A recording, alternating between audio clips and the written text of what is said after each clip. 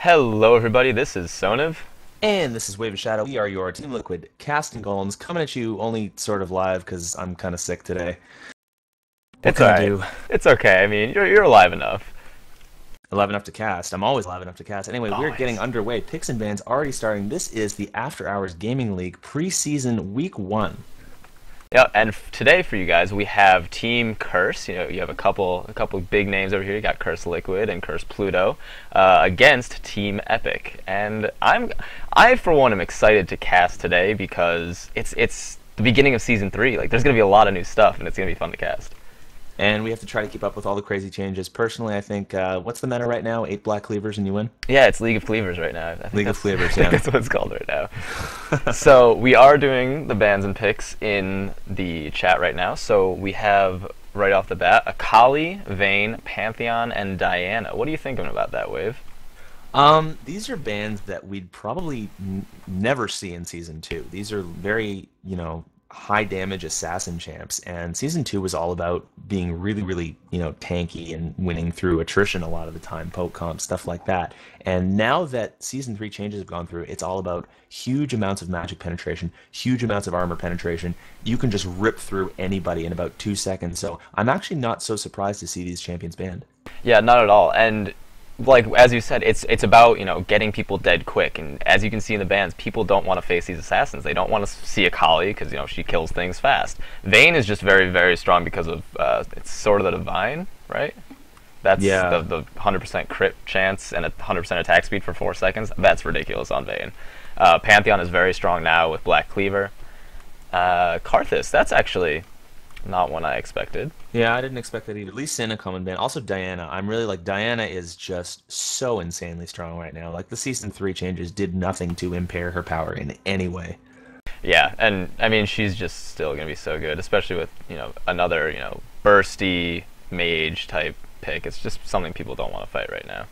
So it looks like they're also going to do picks here. So we'll just wait on our first pick from Curse. Oh, All right. Ezreal. Yep, first pick Ezreal, and Ezreal is just one of those super safe. Like he's just absolutely crazy. I've seen a couple of really awesome new builds come out with season 3, like the building of what do they call it, Mana Mune?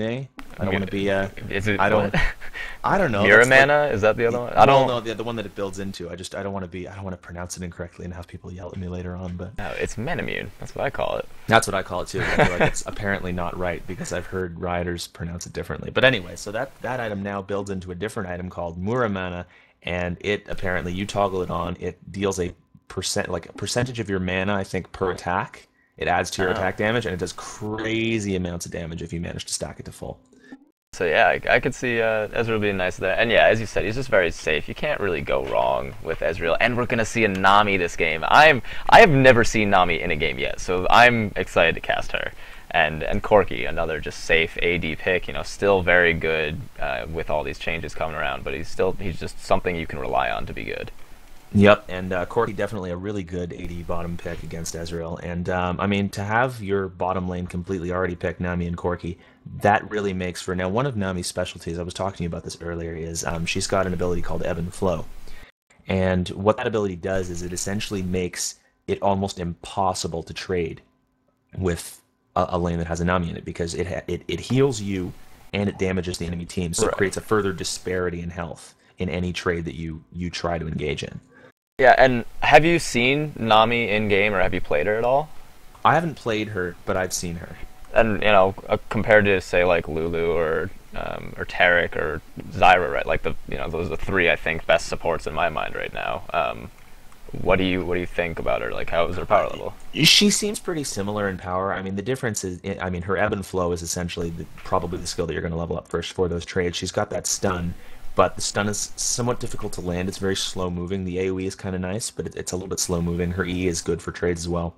Her ultimate is not as good as, for example, a Sona ultimate, which is like pretty much immediate AoE stun. Her ultimate's like a very, very slow moving wave that does a little bit of a knock up and a huge slow, but it's very easy to dodge. So it engages like her strength mostly pretty much lies in that ebb and flow, and if you can land a stun, then you're golden.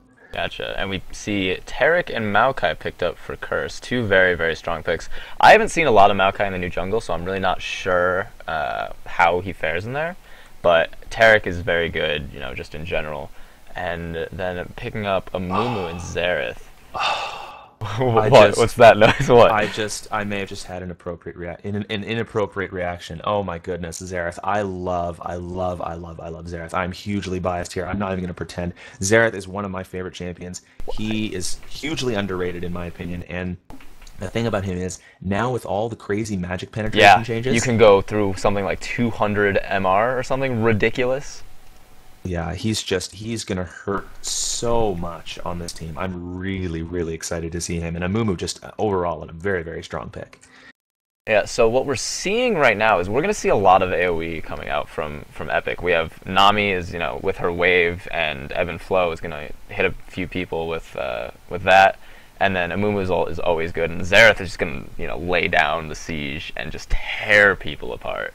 Yeah, just chain ultimates. You get an Amumu ult, then Nami ult, Xerath just blows up a few people in there if you catch a bunch of them. Like, that's going to be massive. It's like those late-game team fights. I think Team Curse is going to have to be pretty careful. But not necessarily. I mean, yes, but it's kind of interesting they pick that into a Maokai. He's notoriously good with his ultimate as just countering big AoE damage, and that's really what Epic is going to bring out. So I'm kind of a little hesitant to say I like it. I mean, I love AoE comps, but you just love to watch 5 people exploding at once.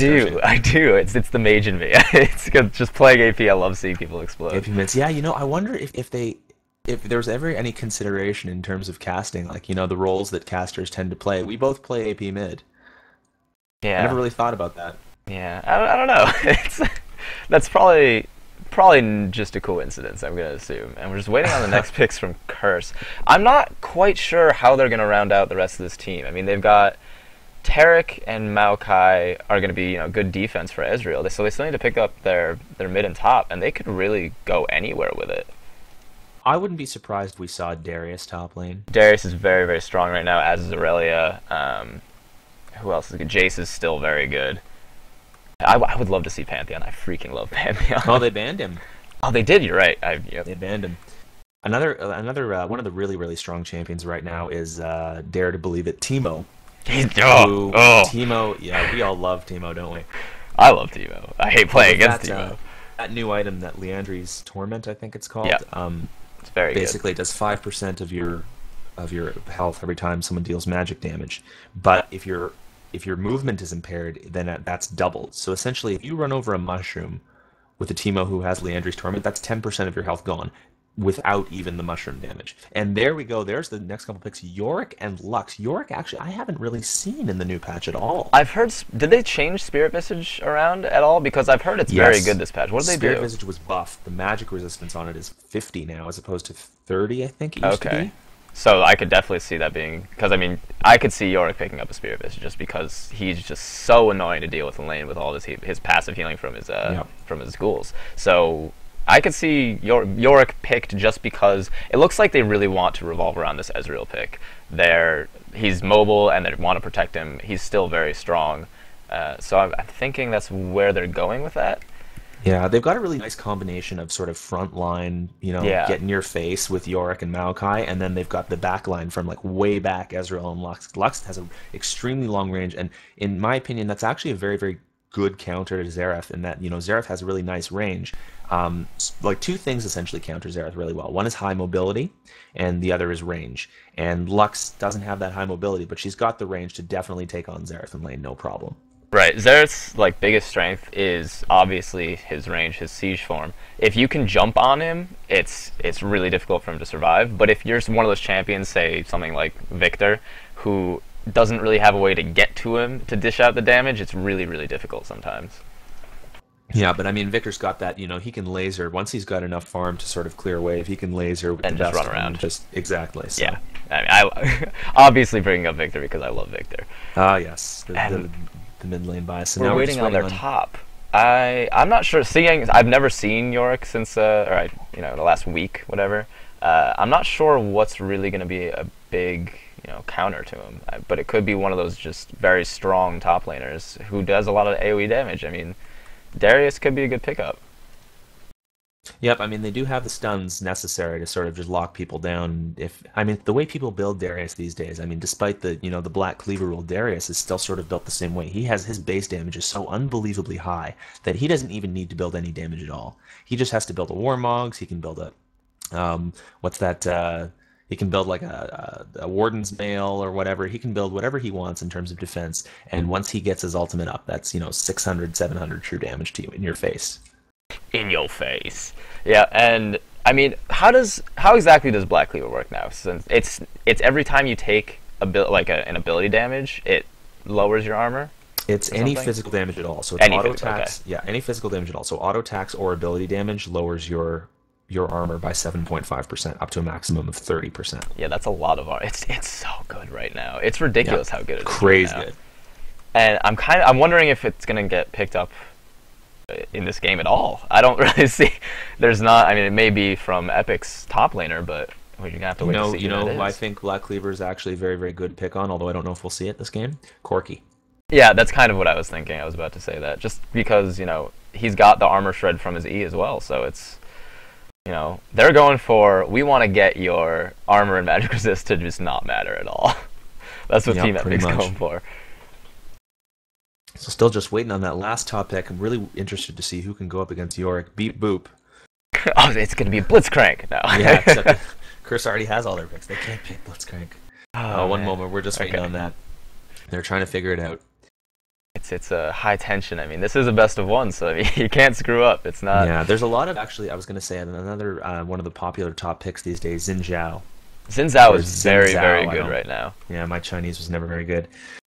I actually played him in the jungle the other day, and it was very fun. But I don't know how to play him. But it's like he does a lot of that. Olaf. Oh, all right. Interesting. So doesn't really fit with the AoE comp that well, but I mean, you've still got now a bruiser who can ignore all the CC that right. Tarek, Maokai, they can dish out. He's just going to run straight to Ezreal, straight to Lux, and try to take him out as quickly as possible. And that's a decent pickup. I mean, because they don't really have any way to get to Ezreal right now. They have that, or Curse has that huge front line and a lot of disables. And yeah, if Olaf can just run right to him and keep him occupied, doesn't even have to kill him. Just keep him occupied long enough for the rest of Epic's AoE to just take out Curse. I think it could go very well for Epic. Yep. I think it really just depends on what the changes in the season 3 have done to Yorick, and if really the sustain if he picks up a flask, he may be able to just infinitely sustain himself up there, and there may not be much Olaf can do about it. The infamous flask, one of the most ridiculous items. I like it because I buy potions constantly, so it's a great item to pick up. It's strange because it sort of removes any thought to when you're gonna buy potions. So now they're just run through these real quick. Yeah, because we're gonna spell anything.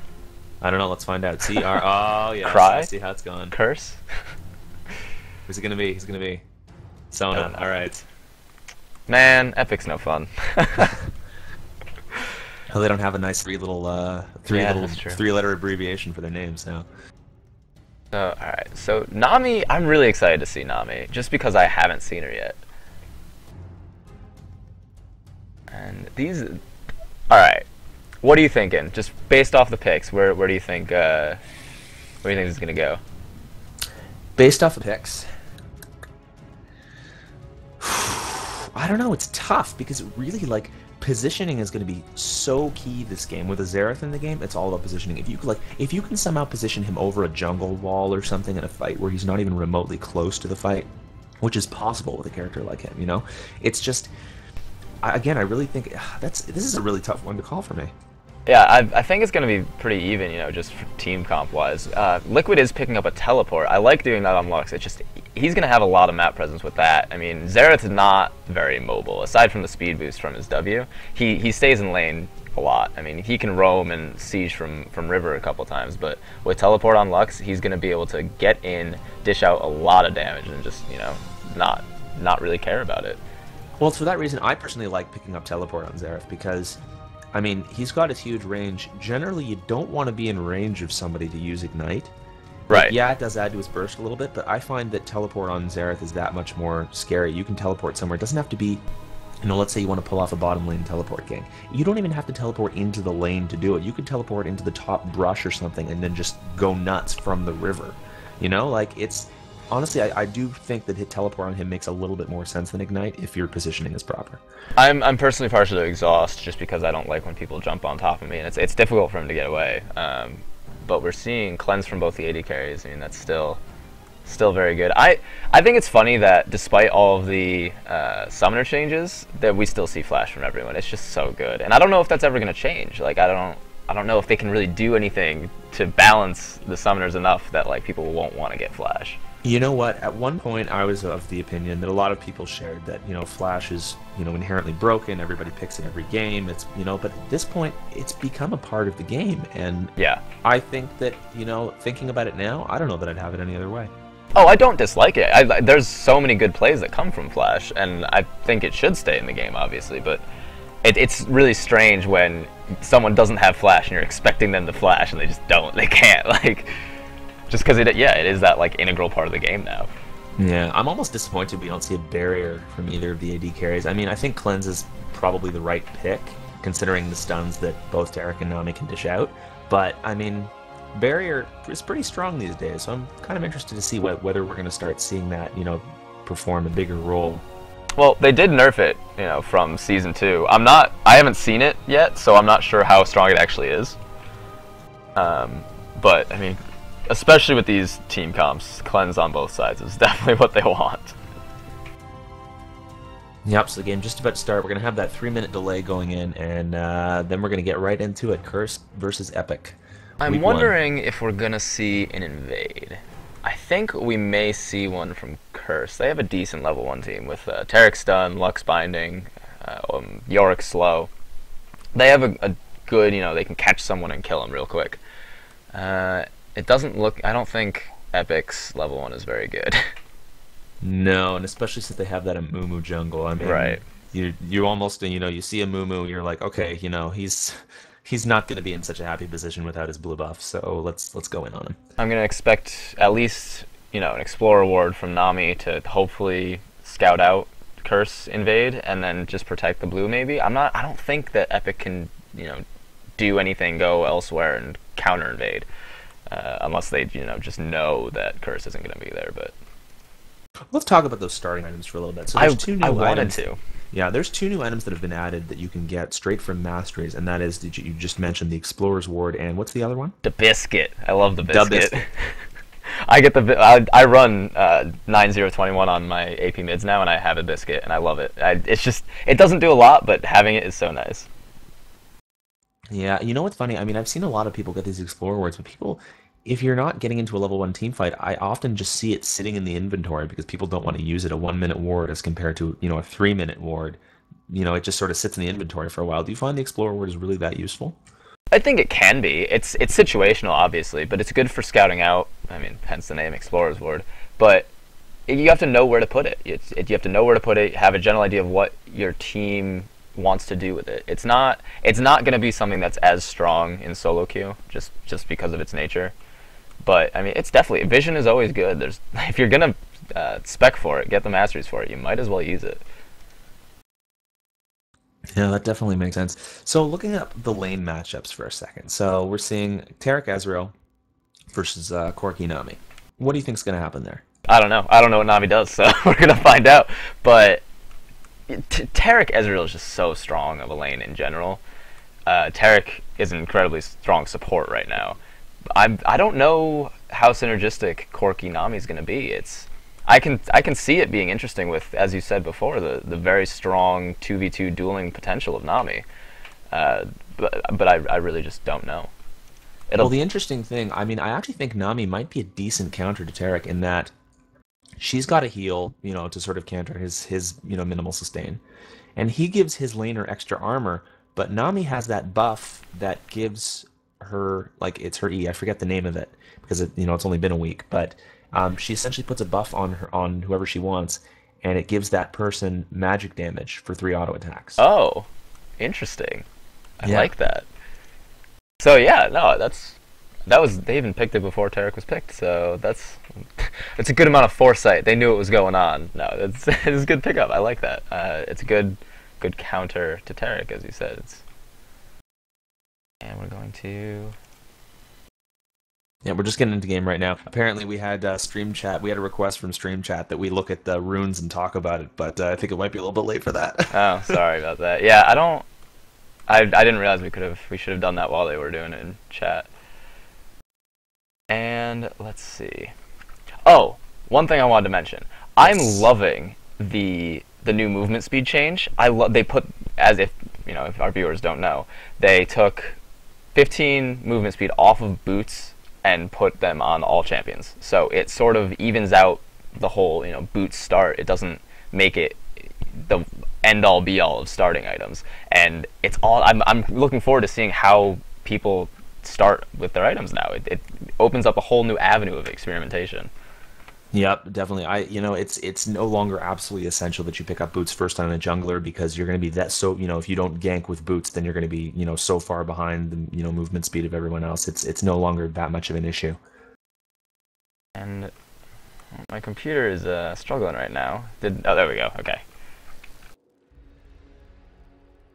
I'm just waiting on that loading screen. And speaking of loading screen, let's do what all the best casters do and talk about skins. Scorched Earth Zareth, my absolute favorite. It's nice. It's a lovely skin.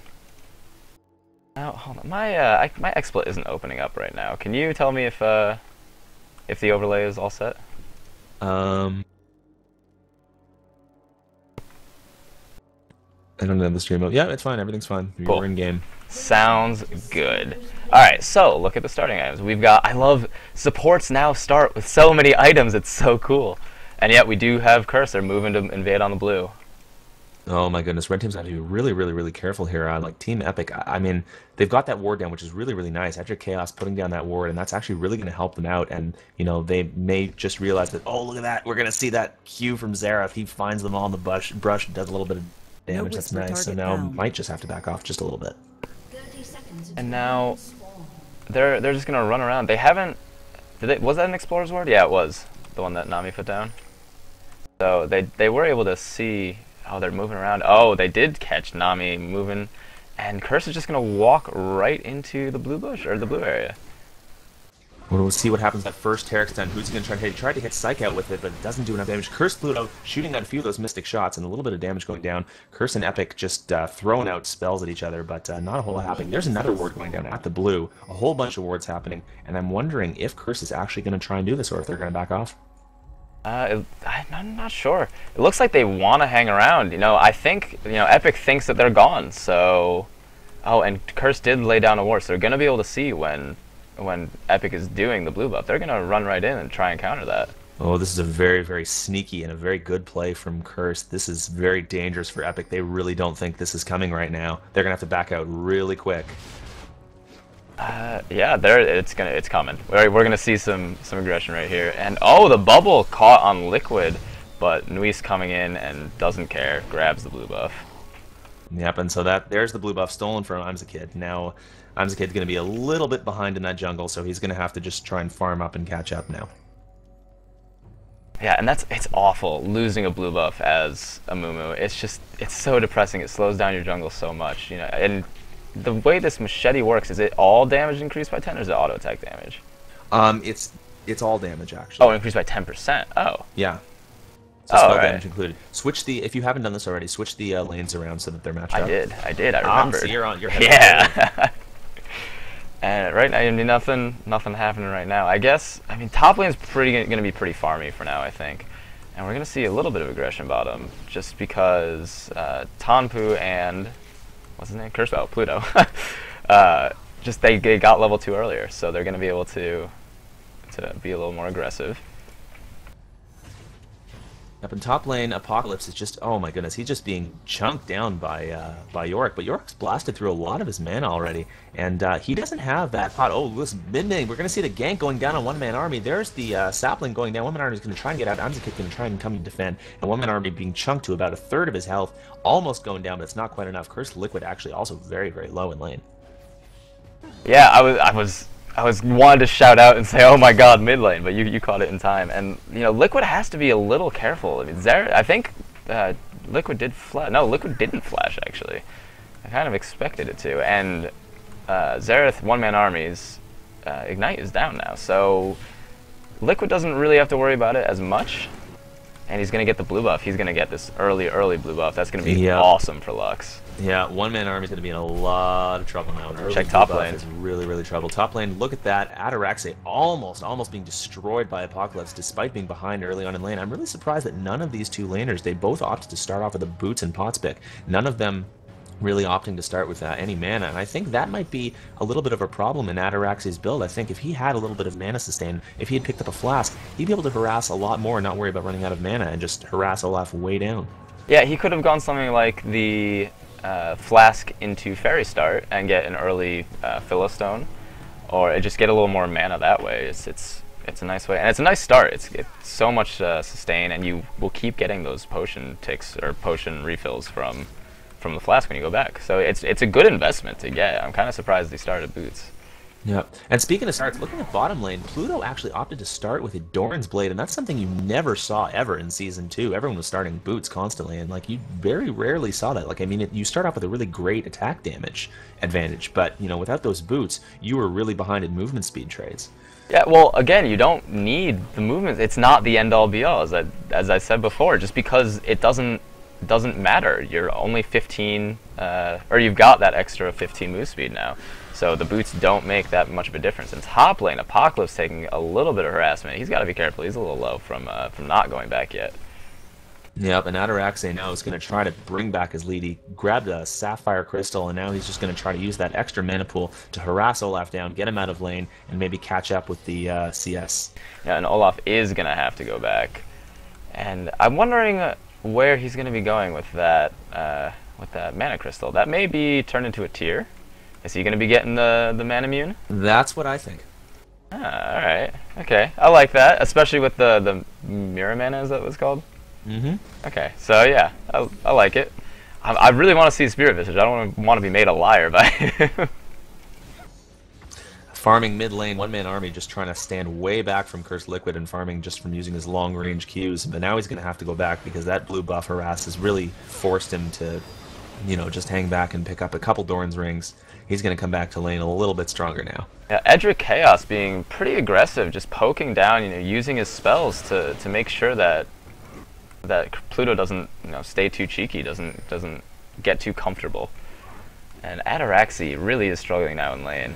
Yeah, top lane Apocalypse 2004 actually just really doing a lot of damage to Yorick lane. I gotta say, I'm not really sure I was expecting this. Psych Out actually doing all of the stun going down on Cursed Pluto, who just manages to get out in time with Arcane Shift, but the stun actually still landing. Yeah, and Pluto has no mana. He's got to be careful. Yeah, and oh, Lux is coming down. Oh, here we go. Here comes the roaming mid gank, and this is going to be a big problem for Edric Chaos. Tonpu, they're trying to... There's the burst going down on Psych Out. He gets exhausted. There's the binding, just barely lands, and First Blood going down to Cursed Liquid 1-1-2. No really well played. Are they going to be able to pick up a second? There's the flash from Edric Chaos. He will get out. I'm surprised they stayed that long. I don't think they really realized that Liquid was coming down. They have the ward there. They should have been able to see it, and they... You know, even when they saw the laser, they should just run. They couldn't stay. I mean, Pluto got low. They wanted to get the kill, but it was not worth it. And Nui's taking a lot of harassment from one-man army. Burst with flashing from one-man army, and Curse Nui's flashing out, and it's just going to be too much range. One-man army not able to dish out that final damage to Curse Nui's, so that's flashes down from both mid and the jungler. Yeah, and one-man army's Ignite did come up. He wanted to get it on Maokai, but as you were saying before, it's so hard to get an Ignite with Xerath because he's so long range. You don't want to be close to people, and then when you need to be, it's dangerous, and you don't even get the Ignite. He would have gotten the kill though. Yep. And looking now, I mean, despite the stolen blue buff from Amumu, Amumu's actually ahead in farm right now. He's got his Spirit Stone already, donating that blue over to Xerath. So, I mean, having a buff stolen early game, if you know how to deal with it, not the worst thing in the world, even for a character like Amumu. Yeah, and Nuis has fallen behind in experience as well and levels, and I'm not quite sure why. I don't know what Maokai was doing that whole time. I guess Amumu was just farming and, you know, didn't gank. He attempted, I was going to say, Maokai attempted to gank top. He attempted to gank Apocalypse, who sort of saw through his little plan, tossed an axe in his face. So a little more time wasted from Nuis as opposed to I'm a kid, so... Gotcha. And Curse throwing down a ward into their bottom Tri-Brush, that's going to be just to see any, you know, funny business come through. They do have one on River too, so they'll be able to see if someone's coming through anyway. But what Liquid really should do is ward the bottom banana bush in mid, so just so that they can see if Xerath is coming down, which he's going to right now. Oh my goodness, this is going to be huge. And Xerath has that range that even if they try to do something about it, like as soon as I want to see if they saw the ping. There's the ping going down, the red ping going down bottom lane. Curse is going to be in huge trouble. I want to see Psych out and Edric Chaos. Tonpu getting caught by the stun. I think this is going to be one dead Tonpu if one-man army can get over there. Oh, the teleport coming from top lane. Curse Liquid, there's the teleport. Oh, my solo Pluto getting those auto attacks in. Curse Liquid actually getting that final kill, although Tonpu's going to go down as well. Psych out, having to flash out. He does not have that Valkyrie. He needs to get his arse out of there. And there's oh, not quite a bind. Curse Liquid trying to get up there. Pluto just shooting out those Qs. And Curse Nui's not getting up there in time. There's the binding missing. Curse Nui's not there in time to help out with the gank. And there's an excellent turnaround thanks to that teleport from Liquid. Yeah, as I said in the Champ Select, I mean, Lux with teleport is so good just because she has so much utility built in, and she does a lot of freaking damage. Like, if she gets in there and good timing, it's devastating. It looks like Nuis wants to dive this. They're going to push this to the tower. This is going to be, they're both at full health, so I mean, they do have the Lux shield to sort of help out, and now Nuis is going to go in way on top. He really wants to just get Psych out with that, but he tried to walk up to it. There's the ultimate from, oh my god, Edric Chaos, there's the auto attack going in, and oh my goodness, over the wall, I'm the kid. Here comes some ultimate from Xerath. He's going to bomb the crap out of Curse Pluto, who goes down, and that's an excellent turnaround from Team Epic. Yeah, I'm the kid came in at the perfect time. If you notice, he's level 7. And Nuis is level 5. So what he was doing while Nuis was sort of roaming in bottom river, he was just, hanging out mid, absorbing XP. And Ataraxi is not having fun up top. He's getting taken down to his tower, almost dead. And I don't know if he can actually do much against Olaf right now. No, one more reckless swing from Olaf, and that's going to be one dead Yorick. He needs to be, what is he doing? Being a little cheeky there.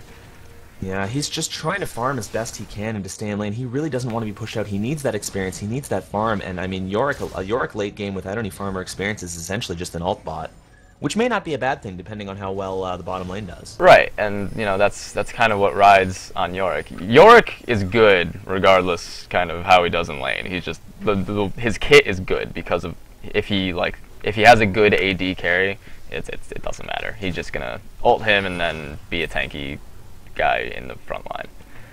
Yep. And so right now, yeah, Apocalypse 2004 definitely having a commanding lead of that top lane, and as soon as he manages to sort of get his turret down and start roaming, I think Curse is going to be in a little bit of trouble having that beefy Olaf coming to deal with all their carries.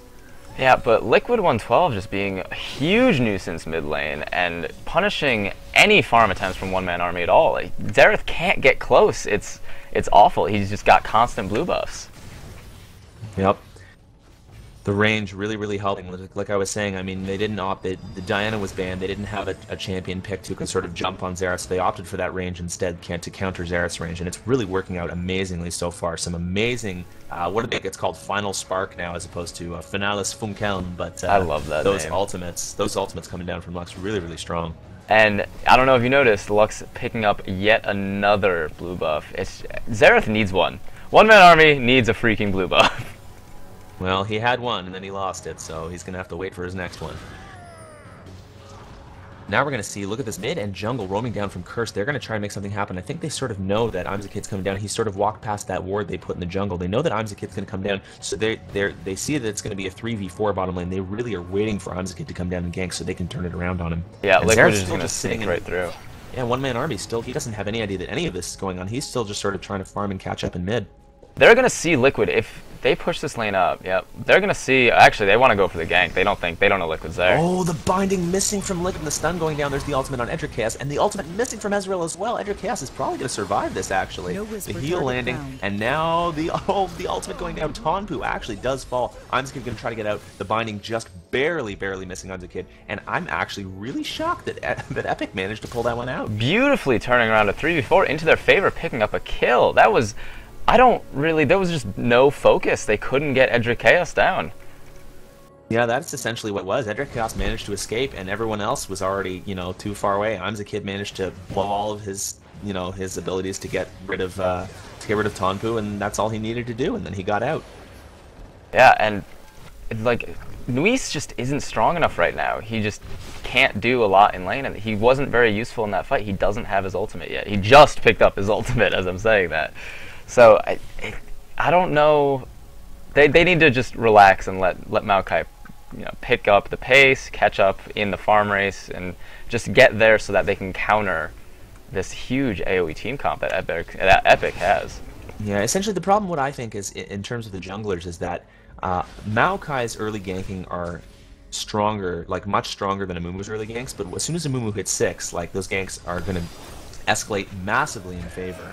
Oh, here's the ultimate going down, and there, Curse Pluto actually managing to pick up that kill on Nami bottom lane, managing just to do just enough damage so he can hang back, use the ultimate Edge of Chaos going down, finally picking him up. Ataraxi is now in mid lane. They're going to go for the dragon now, I believe. They've got the 5 down here. They just killed Edge of Chaos. I think they can pick this up fairly uncontested. Oh, I don't know about uncontested, though. They do have Xerath ultimates flying from far away, and they do have a Mumu. I mean, if Kid knows enough to get down there, but I mean, they don't have it warded, so Kid's not going to know that they're even picking up dragon. Yeah, right now. They have no idea.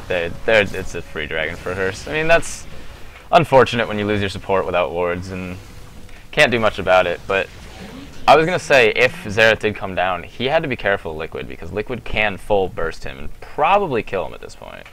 Yeah. So the gold now, actually, with that Dragon Curse, just barely evening up the score. It's 5-4 in favor of Epic, but the gold lead is pretty much even at 15 minutes. And Liquid did pick up in Athene's already, which they did nerf it, right? So yeah, it's now 60 as opposed to 80 ability power, I think is what it used to be. Okay, yeah, so I mean, it's still a good item. It's great for something like Lux who needs to poke long range against Xerath, but it's not as good. I don't know how I feel about rushing it, but I mean, it's a good item. I won't argue with it. Yeah, I mean, it's definitely going to be useful in lane, and then if they get into those late game sieges, which very well might happen, that's definitely going to be a useful item. What do you think her next item's going to be? Well, I don't know. If she's going for the more utility or just straight damage, she could get a Leandries at some point. Leandries is a good item on someone like Lux for the burn. Oh, and Liquid's going to run right into Apocalypse. Look at this Apocalypse coming down. Look at that, the burst going down, and there, oh, the flash out from Liquid, but One Man Army is going to pick that up. The Ignite, actually, from Apocalypse 2004, picking up the kill. One Man Army. Liquid almost escaping with that flash. One Man Army was... Wow! Nuis is getting destroyed by Apocalypse. Oh my goodness, Apocalypse popping his ultimate, getting that slow off on Nuis, and there's the flash in, and the ultimate on top of Ataraxi. Apocalypse picking up another kill. This might be a third one if he gets one more axe. Oh, missing the axe. They're going to just dive it. They don't even need to worry. And Apocalypse getting that double kill, an unofficial triple. Unbelievable. Oh. This Olaf is going to be so scary. He's already scary. But what I was going to say before is One Man Army really was very good about being patient with his last tick of his ultimate. He watched because he knew Liquid was going to flash over the wall, so he just waited for him to do it and popped him when he flashed over. Yeah, definitely very, very well played and good patience. I really like the patience from Team Epic. They're sort of like, they're almost waiting. They're saying, okay, Curse is going to do this. They're going to pull off a play here. They're going to try and gank us. Let's wait, anticipate it, and then we're going to turn it around on them. And it's really worked in their favor at least twice. Yeah, they're doing very well to just take it in stride and figure out what Curse is doing and just reacting very appropriately. They're doing quite well. Yep, Olaf actually picking up that Brutalizer. Uh-oh, you know what that means. Oh, that means we're going to see a cleaver this game. I think we very well might see a cleaver. Olaf top lane 4-0 already, 126 farm, Apocalypse 2004, raining down the Apocalypse on top of Timbers. Oh, wow. Oh, boy.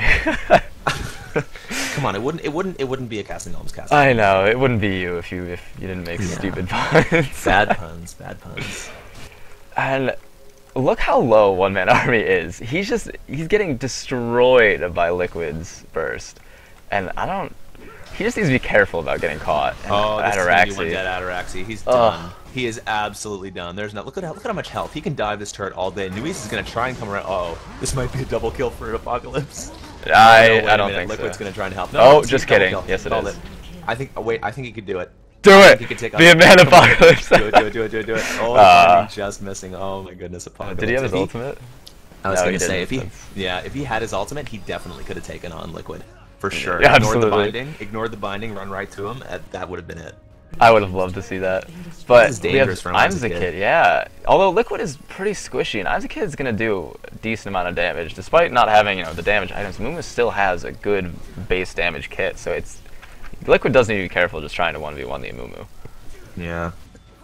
And so because of all that roaming that Liquid did, actually the first tower in the game being picked up for Epic, one-man army being very, very patient and just staying in mid and pushing that tower, and eventually he got it. So that's largely attributed to the 3v4 that Psych Out and Edric Chaos won, just because Xerath stayed mid. He didn't care. He just stayed mid and pushed the tower, and yeah, picking up that mid tower is gonna be nice. He can just exert a little more map control now. Yep, and I mean thanks to that, and thanks to the crazy lead that Olaf's picked up right now. The score's 10-4. There's a 3k gold lead in favor of Team Epic right now. Oh, the gang coming down. I'm the kid gonna try and get in range for that bandage shots. He might be able to pick it up on Tonpu. There's the ultimate going down from Edric Chaos, and Tonpu just managing to dodge the ultimate from Edric Chaos, but not enough to dodge the ultimate from Emzakid. Going down, and now they're gonna try and turn around. Emzakid getting picked up by the binding, and he is one dead mummy. Yeah, and Edric Chaos and Psych Out they were able to dodge Liquid's laser, so Liquid didn't do a lot. And now Xerath, one-man army really should be doing something more with this time. He should be pushing mid or committing to an actual fight. Top lane. Oh. Top lane, that's all I need to say. Oh, Ataraxy. Top lane. Oh, Olaf has 7 kills. Oh, poor guy. He's farming his bestie. He's actually over 100 farm. I mean, it's not the worst. He's got his Mana Moon already, and I mean, he's 0-4 right now. He just needs to, I think he just needs to give up the tower right now. Oh, the burst from one-man army to Nuis. Oh my goodness, what a sneaky Xerath you are, sir. You sneaky Xerath. Yeah, what I was saying before is he really needed to do something more with his time. He chose to just sit in the jungle and wait for Nuis. And he just it worked. It did work. It was very, very good. Okay, so hold on. What are these items that Nami's picked up? What's this? Oh, Twin Shadows. Twin Shadows. Oh, I love it. My new Such a cool item. Here's the thing about Twin Shadows. I want it to be my new favorite item, but I don't know who to build it on and when. The timing on it's so awkward because it's got a little bit of AP, it's got magic resistance, it's got movement speed. It's sort of good, but as a burst caster, you need more AP and more burst rather than that utility. But I mean, and see, but there's champions that don't, like for example, like Mordekaiser. He's got that burst that you need to burst, you need to burst someone down and get your ultimate off and, get their ghost. But at the same time, he's got no utility. So having that slow from the Twin Shadows ghosts, like, I don't know. I don't know what to say about that item. It's cool. I like it. It's really, really good on AP junglers, say Nunu or something like that. Just because it gives the move speed and ability power. And it builds out of cages, right? Yep. This is going to be a free dragon for Epic. Yep, free dragon for Epic now. And now the top lane business has now moved to mid lane Apocalypse, just saying, hey, Ataraxy, you think you're going to farm here? Nope, not happening. And there's the flash from Ataraxy, and he's going to get out just barely with his life. Yeah, Apocalypse was able to take out the top tower, so he can just roam around. He's just going to be a nuisance for the rest of Curse, and it's just not going to be fun to deal with. I wonder what he's gonna go for after the Black Cleaver. I don't actually. Bruisers they have a few new bruiser items now, right? So I mean, I don't know what's really good to build. Well, he's only got Boots 1, so I wouldn't be surprised if he picked up his Boots, or if he picked up a Warmog's. Warmog's now actually offering a flat 1,000 health. You no longer have to stack it. Oh, that's nice. Liquid walking right into one-man army, getting bursted his face off. One-man army, that's just insane. And the thing about Xerath is, like, I mean, his burst is a little bit harder to pull off because it's almost all skill shots, but when you do, he has among the highest burst of any AP carry if you manage to pull off his full combo.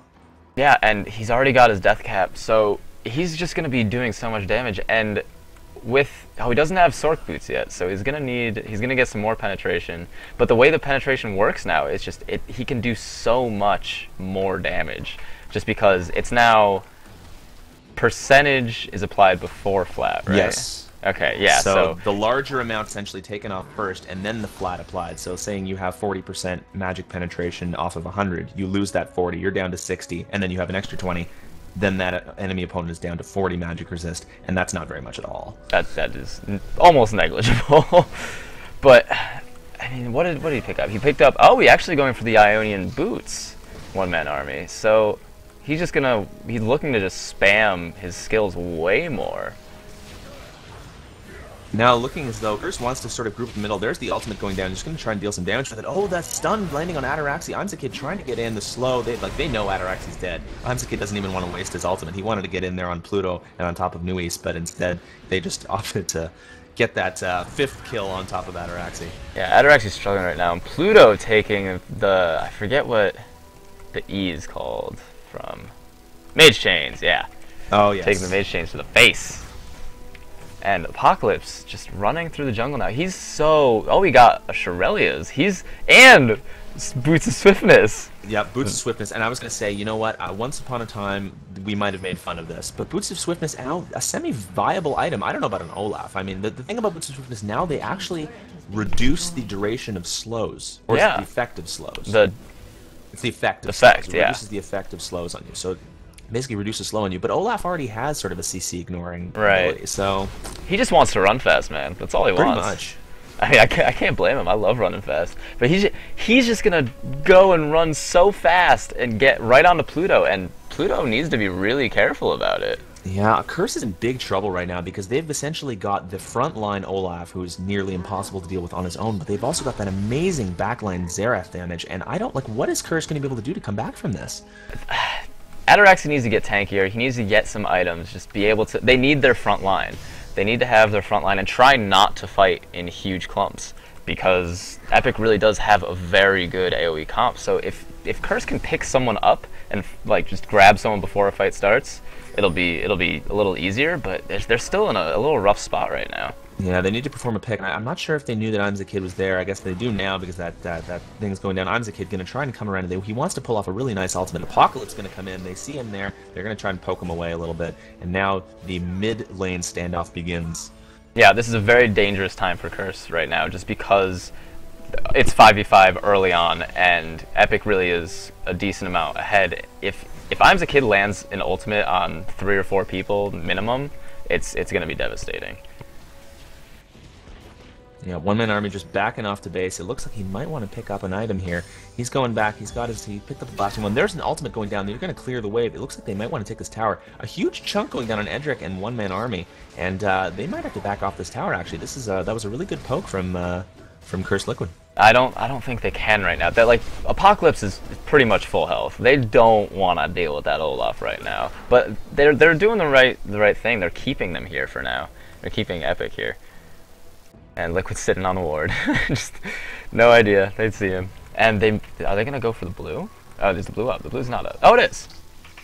Oh, the blue's up. They're actually, yeah, there we go. Curse. They do kind of want to contest this blue, and that's really what, you know, they should try to take something off, but they really want to avoid. They don't want to get into a team fight with Epic right now. That's the last thing they want to do, and I think they might just have to back off of it.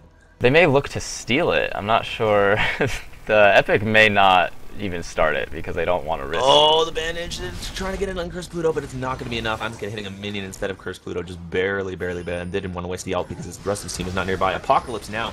Here we go. He's coming in. His ultimate has been blown. He's going to throw some axe. He's going to get in there. I'm the Kid landing the ultimate on Pluto, who cleanses it, and now Liquid getting bursted down, having to flash out. The ultimate going down. Liquid missing a lot of people with that, and one-man army getting his first kill of that fight. Tonpu getting auto-attacked down by Psych Out, and now Tonpu going in, trying to get some extra damage down on Pluto, and that is a 2-for-0 in favor of Team Epic. That team fight just happening whether Team Curse wanted it to or not.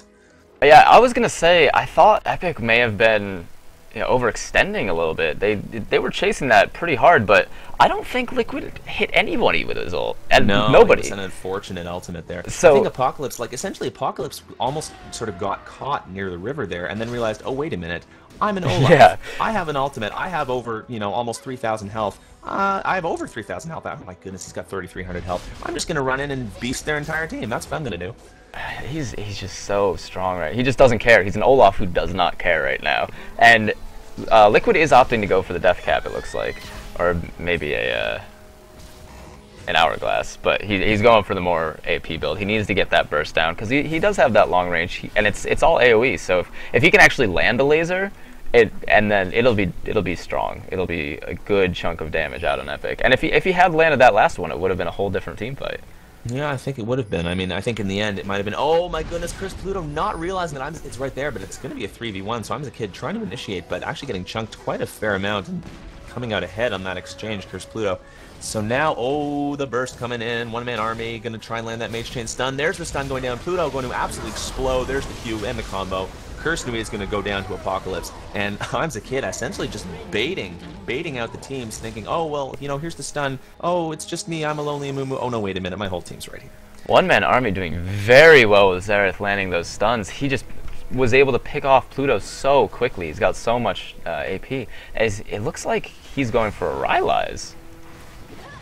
It does appear as though he's going for the rise, and you know what? I don't think that's necessarily a bad thing, because if you've got AP on Xerath, you've got armor. And so having that extra health and a little bit more utility aside from just that single stun isn't necessarily all that bad. If you land in your AoE, you're going to slow almost the entire team. Also, it makes landing the stuns much easier because Yes, it does. because E gets the full duration or the full effect of the slow. Yeah, looking as though it looks almost as though Team Epic is trying to set up maybe for a Baron. They're doing that ward sweep that we've come to know and love so very, very much, and they really want to set this up. And I mean, I don't think Epic should have any problem at all just taking this Baron whenever they want to.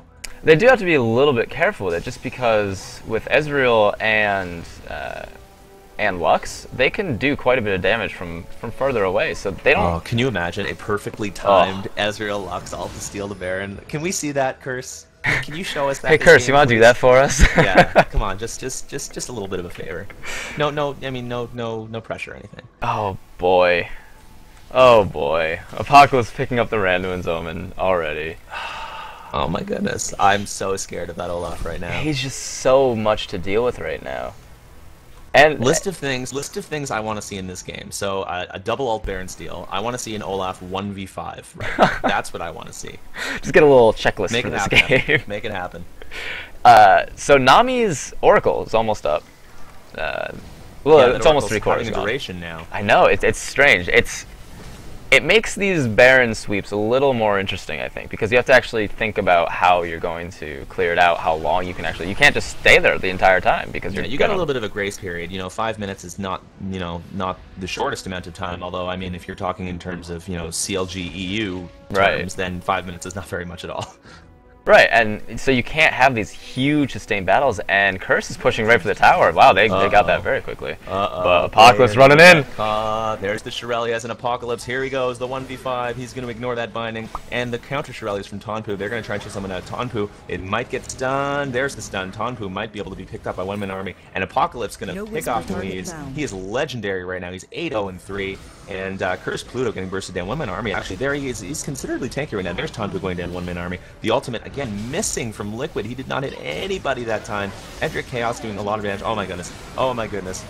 Liquid being revived by the Yorick ultimate, but it's not even going to matter. Pluto is going to be the only one left alive from his team. Is he going to survive this? I don't think so. There's the axe, just barely missing the auto attacks, and red buff from Psych Out, picking him off, and that is the 5-for-0 ace from Team Epic. They're going to pick up the Baron.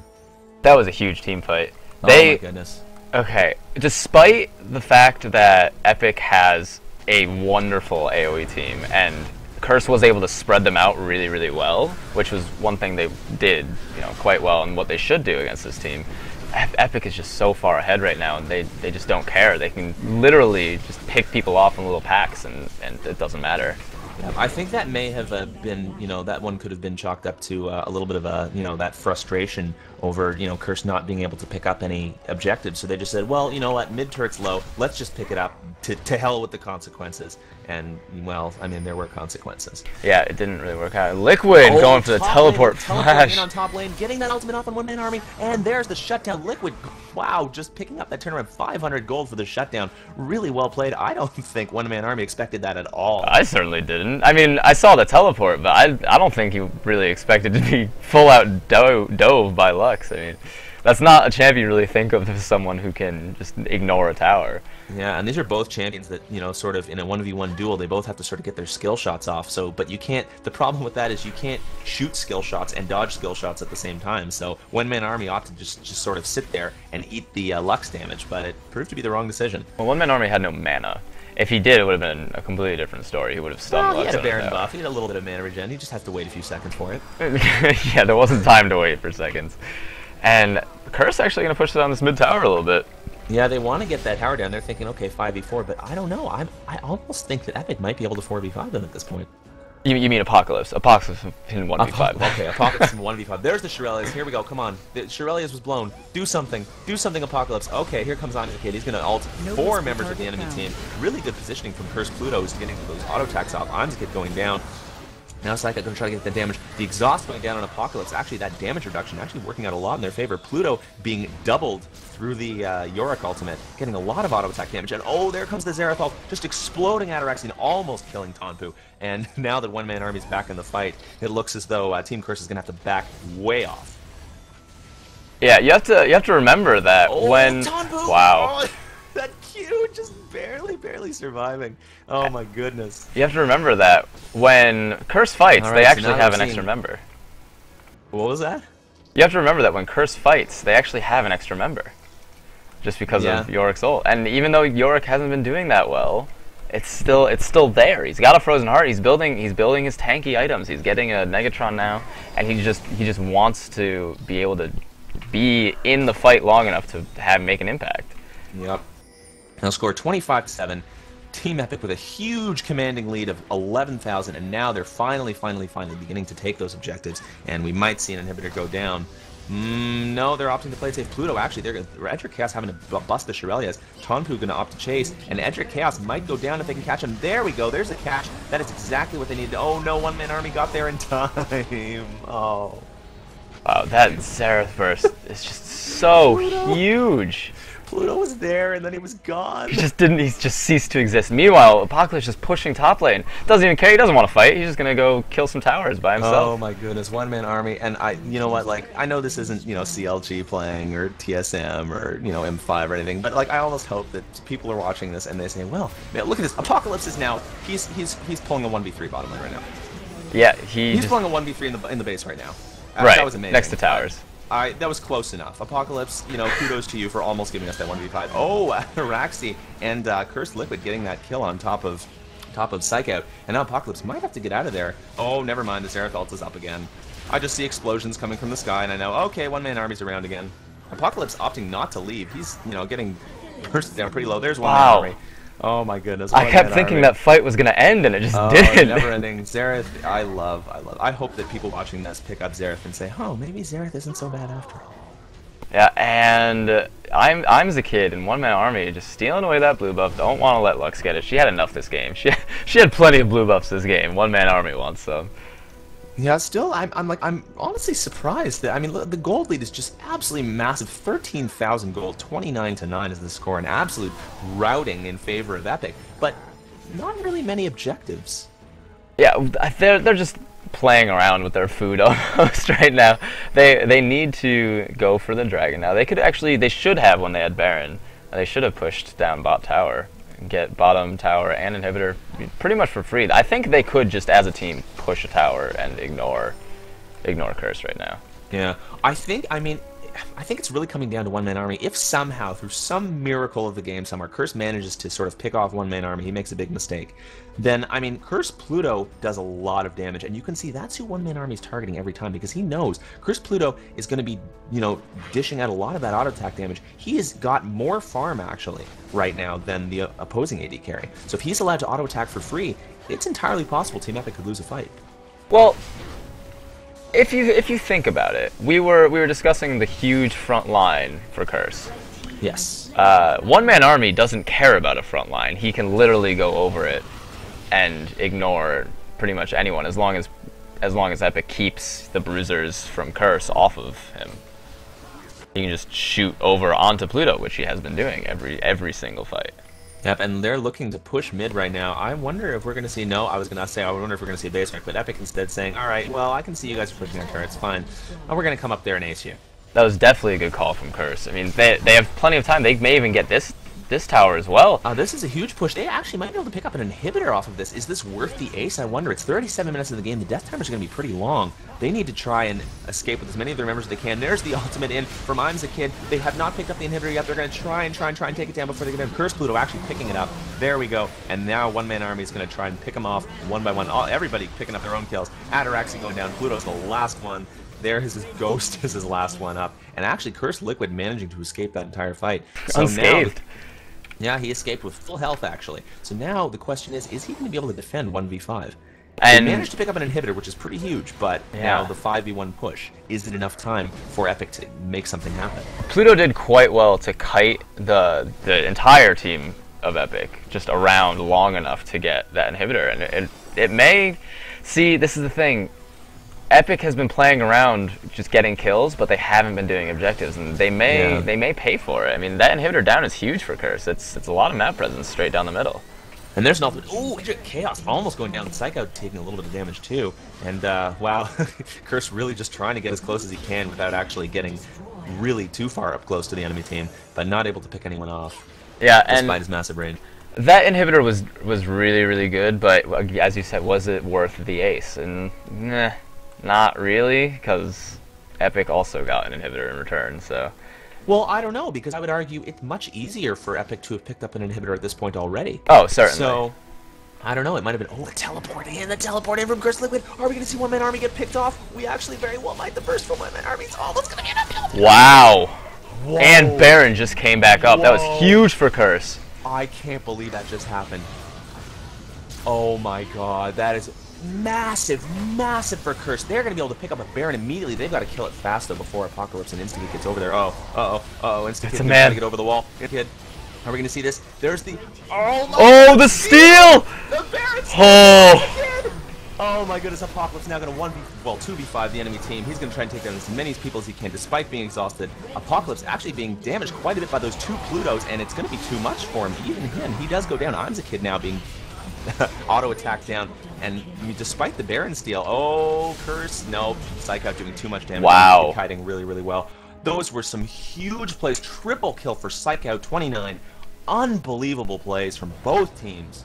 Holy crap, I was a kid. That was freaking clutch. That Baron steal. That almost was really dangerous for Epic. Well, it was dangerous for Epic. But, oh man, Curse was able to pick off Xerath so quickly, but that's so unfortunate. They just needed a little bit more damage. If they had more damage, they could have picked up that Baron before Amzakid got there, and that would have been a huge turnaround for them. They could have pushed a couple turrets off the back of that Baron, and they were all at full health. It was an easy push for them. And like, I mean, that Ezreal ult from like way at the bottom, Pluto, like just timing that absolutely perfectly alongside the teleport from Lux. It worked so well. I'm just so sad it didn't work out for them so well. Ezreal was bottom during that? Or was he just... He was down near. Well, he was sort of down in the area. He wasn't like directly yeah, there. Yeah. That was an ult that was not like, it was not that ult was not close by at all. Like, it was timed so well, and it hit exactly who it needed to. That target, one-man army going down, and just, I mean, I'm a kid just saving that mistake of one-man army getting caught for his team. Yeah, that was super clutch. And Epic's inhibitor is gonna come up before Curses, and only, you know, about a minute before, but it'll be, what is that, two waves of super minions? Yeah. Extra. That's more pressure coming from the already winning team, and we've got a 15,000 gold lead right now. Yeah, but I mean, you wouldn't know it because really Curses, I mean, they're hanging on. Their tenacity, despite the fact that they don't all have Mercury threads, is really, really... Huh? Huh? You like that one? Yeah, I bet you do. Literally face-palming. Oh. That's what I'm doing. So now that Baron buff push from Team Epic, they're going to try and go down. They're going to try and bust up one of these towers after they push mid. They're going to try and catch somebody first. There's the Twin Shadows going down. Those Ghosts going to pick somebody up. There's the slow landing on both Ataraxia and Kursanweez, but it's not going to be enough for anyone to get caught. It's quite a substantial slow. Like, it's is really good for any type of mobility they need to get done. Uh-oh, somebody's out of position. This is not good from Curse Pluto. He's going to lose another inhibitor for this. Curse Pluto's almost all of their team's damaged. It's him and Liquid, and, you know, if he's not there, this is essentially free stuff for Epic. Nuis needs to be careful. He has those main shades on his head. Xerath could have unloaded on him. Are they going for a base race? Is that what Curse is trying? A desperate base race? A one-man base race here? Is that what Pluto's going for right now? I don't think that's a race. It's just like a... I mean, this is the final push right now, it looks like, from Epic. They're going for the Nexus turret. The ultimate going down from Kursanweez, but it's not going to be enough to stall them. Amzakid actually taking a lot of damage from Liquid. There's the ultimate from Amzakid. They're actually going to have to back out. One-man army going to try and burst people down, but actually not being able to pick up anyone with this ultimate. They might actually... Pluto picking up an inhibitor. That's exactly what Pluto was counting on. That he was just hoping that his four-man team could hold it. Liquid walking right... Liquid. Oh, no. Oh, boy. No. Oh, that could have actually turned out so well. And now, I mean, like... Yeah, Pluto's now they in their can end base, it. and he's picking up the second inhibitor, but I don't know, now that double kill and 3 down for Curse, but I mean, this could be the end of the game despite the 2 inhibitors for Pluto. Pluto needs to get way back to base right now, and he needs to try to defend this. They're taking down the first Nexus turret. They're going to attack the second Nexus turret. Is it going to go down? Is it going to go down? It is almost dead. Yes, it's definitely going down. Now Ataraxi and Pluto. Can Pluto save this? I don't know. No. No way. Apocalypse. Oh, Apocalypse might. Yes, Apocalypse wow. will go down. Oh! Psycho trying to go over the. Oh, he started Valkyrie over. He will go down. Ataraxi taking him to Edge cast. Holy crap! That Nexus has 700 health. Holy crap, Pluto! Pluto playing that absolutely perfectly. His game sense actually unbelievable. I'm really wondering who's making the calls to this game. It's like the strategy, like the sheer strategy I'm seeing from these teams are absolutely fantastic. Like Pluto actually, like he had faith in his team to be able to defend the Nexus on their own without him. He was able to take out 2 inhibitors and get back in time to defend the Nexus despite losing those Nexus turrets. That was incredible. And look at it. Curse has 2 inhibitors still up. I mean, one is naked, but Epic only has 1 left. That's going to be 2 lanes pushing in. That's going to be difficult to deal with.